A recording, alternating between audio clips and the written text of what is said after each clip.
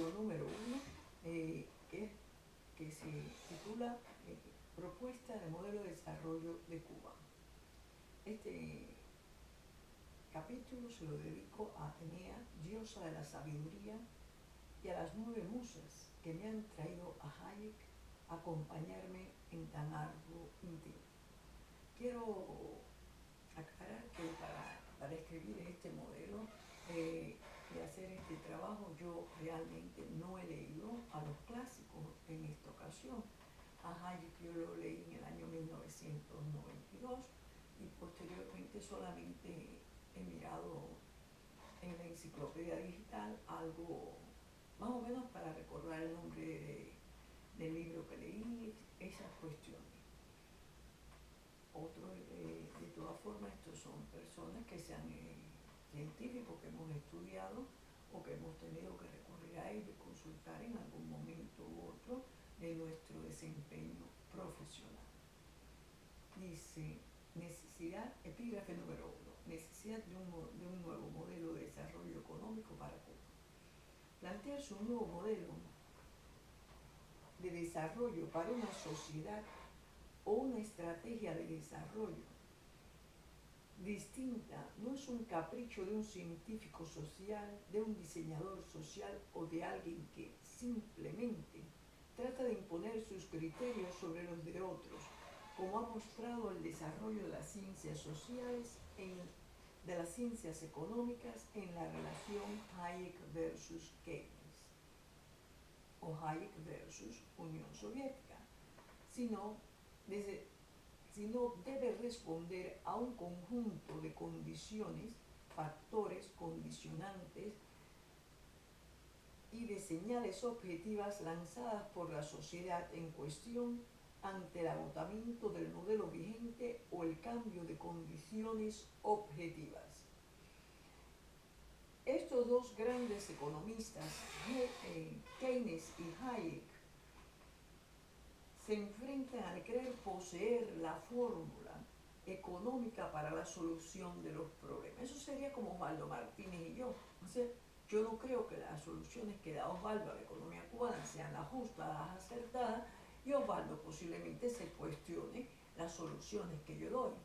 Por lo menos en 20 años las soluciones de Osvaldo Martínez, de José Luis Rodríguez y el conjunto de economistas que le han acompañado en las reformas económicas han demostrado ser insuficientes e ineficientes. Entonces yo creo que se necesita de alguna otra aproximación, de mayor apertura, de una mayor libertad en el plano económico dentro del país. Entonces, en la relación Hayek-Keynes hubo algo similar. Al final los planteamientos no eran tan distantes como eran dos personas interesadas en lo social con deseos de resolver una situación, pero cada uno planteaba caminos diferentes. Entonces, bueno, pues estos dos grandes economistas, Keynes y Hayek, se enfrentan al querer poseer la fórmula mágica para la solución de los problemas que aquejaban al sistema socioeconómico capitalista de posguerra, desde diferentes perspectivas ideológicas. Ambos portadores de buen corazón, ambos preocupados por las cuestiones sociales, sin ser totalmente contrarios, pero evidentemente a Hayek le marcó demasiado el libro de Mises, su profesor. Libro que le hizo dar un giro y apartarse de sus ideas socialistas en origen, aunque no de sus preocupaciones sociales por el mejoramiento de las capas trabajadoras. Ideas que ya eran críticas hacia el modelo socialista. En mi caso específico,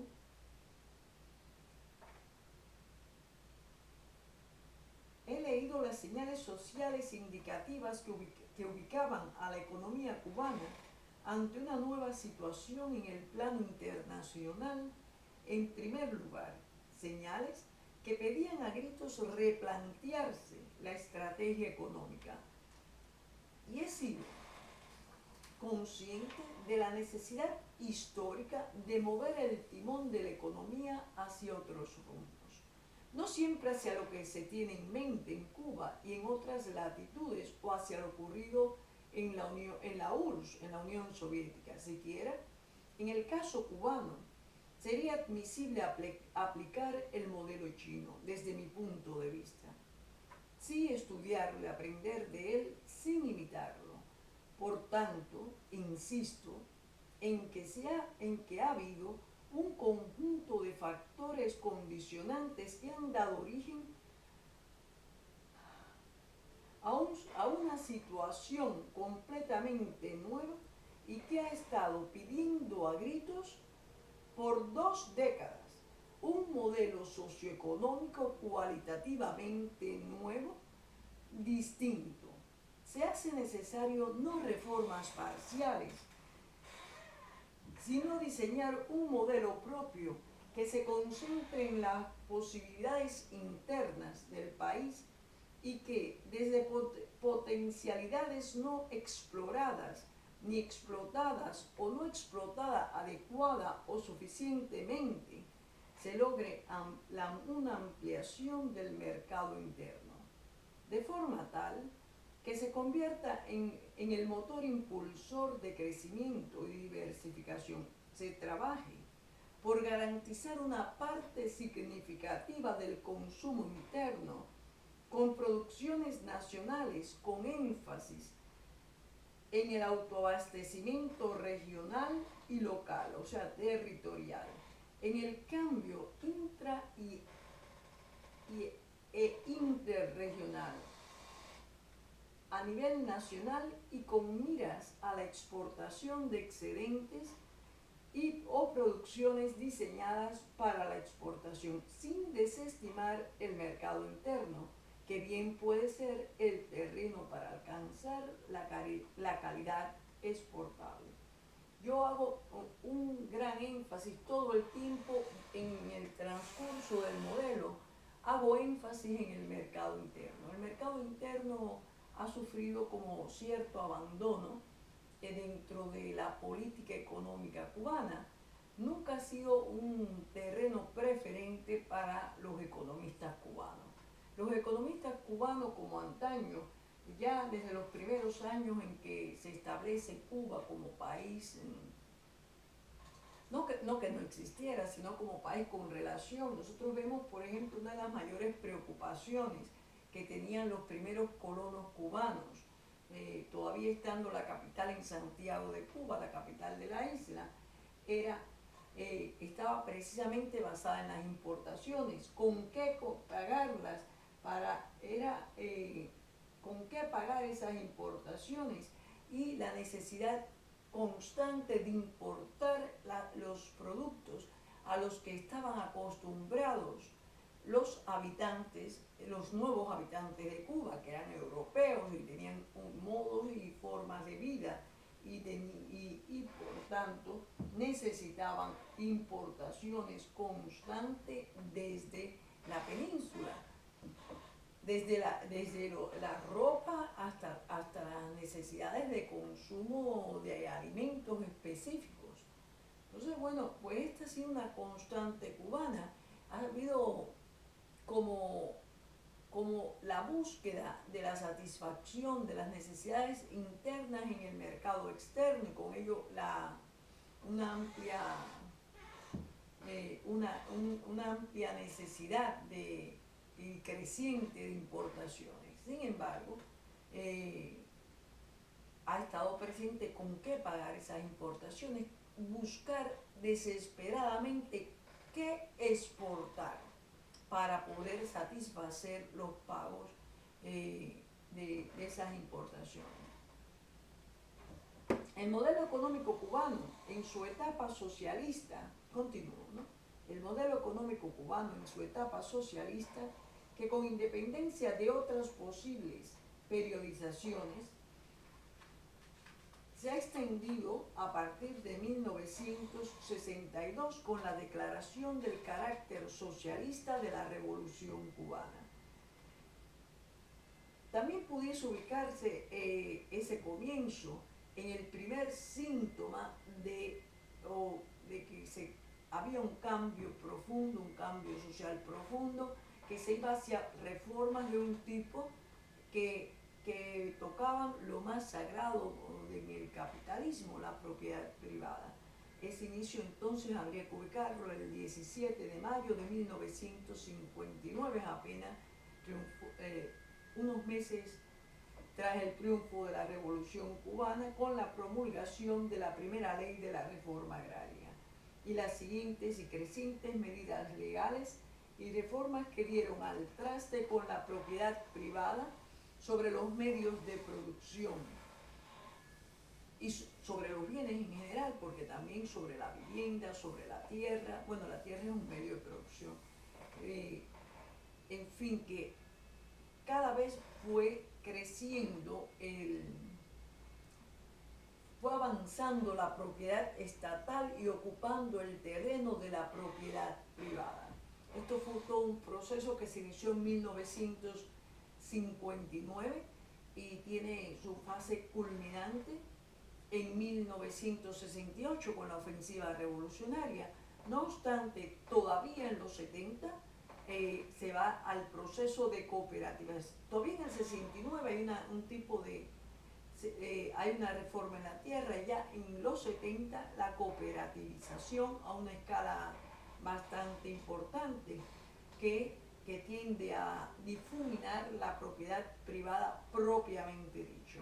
O sea, esa propiedad particular, eso de sentirse dueño de lo suyo. Entonces, bueno, pues estamos así, seguimos diciendo, ¿no? Que fue avanzando sobre ella.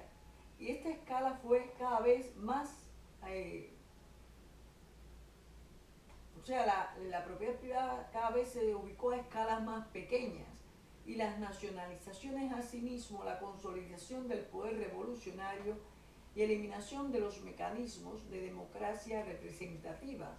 Se fue disolviendo todo el andamiaje social que sustentaba la propiedad privada, la sociedad de la democracia representativa. Se difuminó para formar la estructura del sistema socialista, que como sabemos se basa en un partido único, en un poder totalitario, en una economía planificada y centralizada, en un control férreo estatal sobre los medios de producción y sobre la distribución. Pues, en mi criterio, el cual puede ser cuestionado desde la isla, el modelo cubano montado sobre la estructura del modelo soviético de planificación centralizada, marcado por un férreo monopolio estatal sobre la propiedad privada de los medios de producción, y los resultados productivos apenas daban margen al productor privado, cuya existencia no era significativa. Solamente se hacía más visible en la agricultura, con una tardía e intermitente posibilidad de comercialización de los excedentes agrícolas. Por supuesto que el modelo socialista cubano no era una réplica a menor escala, sino que se tuvo en cuenta la experiencia acumulada en algunas producciones y las ventajas comparativas de esos rubros productivos en el intercambio comercial, a la hora de diseñar el lugar de cada país dentro de los planes de colaboración a largo plazo del CAMI y con anterioridad en la Organización Económica Internacional del bloque soviético, CAMI o Comecon, así como en la asignación de recursos y mercados. A veces yo tengo que hacer como unas pausas por la enfermedad del corazón, que a veces me falta el aire y pierdo el tono. Entonces yo le pido a los que me estén viendo que me disculpen, porque es una limitación en mi capacidad respiratoria, sobre todo cuando me canso un poco. No obstante, el esquema de planificación centralizada tendió a no ser de muy distinto al soviético, con la diferencia de que en la URSS había mayor preocupación por el abastecimiento del mercado interno, por lo menos avanzada la experiencia socialista y superada la destrucción causada por la Alemania nazi durante los años de la Segunda Guerra Mundial, así como la superación del estalinismo. Al Cuba integrarse al CAME en julio de 1972, se abren mayores posibilidades de desarrollo. Además me llegó un pijama mi bellísimo que traía mi alemana. Eso no lo puedo decir. Eso lo cortamos. Pagamos un médico. Eso hay que cortarlo. Vamos a hacer